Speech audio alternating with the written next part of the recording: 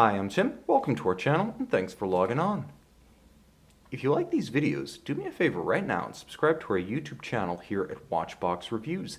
I'd really appreciate it, and I'd be able to send videos like this to your inbox as soon as tomorrow morning.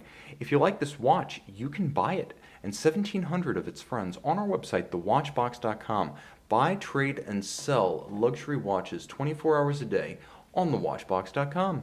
So the timepiece on my wrist is the Chopard LU Chopard 1860, reference 16/1860/2. Why is that important? Well, this is no worse than top three among the greatest dress watches of the 1990s. The first manufacturer product from Chopard, and an early stirring of Michel Parmigiani designing calibers for the high horology set.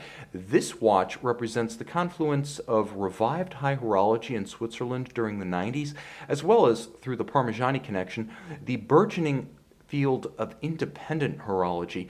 The watch, however, looks like it could have hailed from Plan-les-Ouates, the Patek Philippe factory, and you'll note 37 millimeters in the most traditional of golds, yellow. The watch does fit the mold of a Patek Calatrava of the highest order.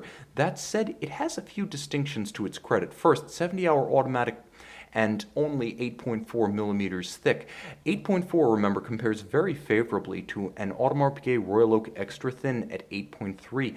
Lug to lug, it's almost exactly like a 36 millimeter Rolex Datejust on a strap. This one's 44.5 millimeters lug to lug, and should you wish to accessorize, the spacing of the lugs is 18 millimeters. But let's talk a little bit about why this watch is so extraordinary. First, the basics. Chopard became a manufacturer in 1997 with the launch of this watch. The movement, true enough, was designed by Michel Parmigiani in conjunction with Chopard, and it took about 3.5 years to get from start to finish. The watch you see here was part of a launch series of 1,860 pieces, and it remains a rarity as this is the first one I've seen since I started doing these videos 4 years ago. Simple construction, as you can see, the blended lugs could easily have hailed from Patek. There's a step between the caseband and the bezel to add a small amount of definition and a strong character line that runs longitudinally from lug to lug. The strap is simple, however. Large rectangular scale alligator leather, sheer with folded edges, as you can see, 2 layers, unbolstered, calfskin underside, and a simple Chopard fluted yellow gold pin buckle. The case itself is able to be so thin and yet boast a 70-hour power reserve and automatic winding within because it used one of the first micro rotor calibers to be designed entirely in the post-quartz crisis modern era. But let's talk about the dial, because that is itself a work of art. Now, I don't want to call this watch the equivalent of a Patek because it's different. It has its own character, it has its own sensibility and appeal. Nor do I want to call it a poor man's Philippe Dufour simplicity, because this deserves to be a standard of reference in its own right. The dial shows why. A unique Delta-style, faceted, hand-polished,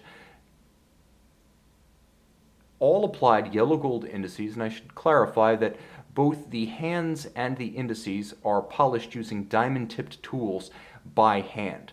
You'll also note that the dial itself features a unique rose lathe pattern, and it is a solid piece of gold. So the dial itself is gold and then silvered, and it features a rose lathe pattern at center. It's created by Medalum, a company of Geneva that's built dials for everyone from Chopard to Jaeger-LeCoultre to the revived Japek and C concern.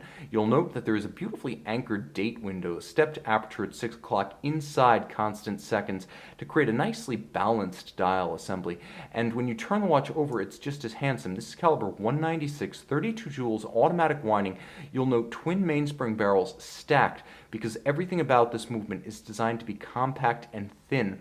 2 ultra-thin barrels, 2 ultra-thin mainsprings stacked on top of each other to endow the watch with a superb 70-hour power reserve, which was extraordinarily rare back in the 1990s. Now, it features both the Geneva hallmark, as you can see, since the watch was made and finished in the Canton of Geneva, and it is a COSC certified Swiss chronometer, so it doesn't just look good, it runs well. The timepiece beating away at 28,800 vibrations per hour, a micro rotor system. It's actually a pawl-based winding system, somewhat like the l.u.c. Peloton. You can't see the pawl wheel and you can't see the pawl system, but that's what's being indexed by the micro rotor, which is itself a cut 22 karat mass of gold. All screw heads, as you can see, are black polished. The Swan's Neck Fine Adjustment Index, black polished.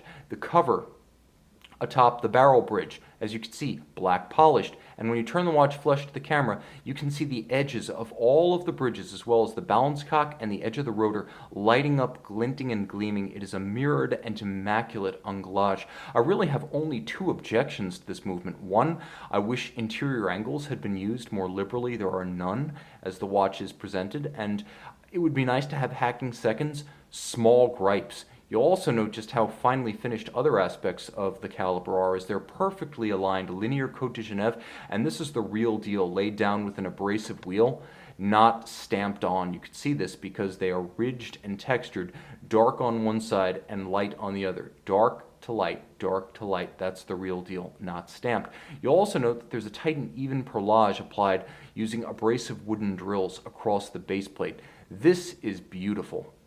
It also features a Breguet overcoil hairspring that you can't quite see, but it endows the watch with the ability to beat concentrically in any position with respect to gravity. And once again, from this angle, you can see everything turning black is black polished. Everything that glints and gleams along the edge of a bridge is mirrored, rounded, hand-finished anglage. And you will note the same level of optical finish within each of the jewel and screw countersinks. Michel Parmigiani deserves a great deal of credit for this opus. It's entirely the vision, however, of the Schäufele family of Chopard. A collaboration between the two. This was the beginning of Chopard as a legitimate manufacturer. Not long afterwards, the Chopard folks took over in earnest, and this was a stepping stone to the extraordinary run that the l.u. Chopard line and later Chronometrie Fernand Berthoud have enjoyed since this seminal 1997 reference. A watch that's gorgeous, gold on the inside, solid gold dial, traditionally rose lathe cut, hand-finished chronometer, Geneva hallmark, micro rotor, manufacturer automatic, and a breakthrough watch that completely reframed perceptions of this brand. This is one of the finest watches of its era and one of the best buys of the pre-owned market. You can see this one and make it yours on our website.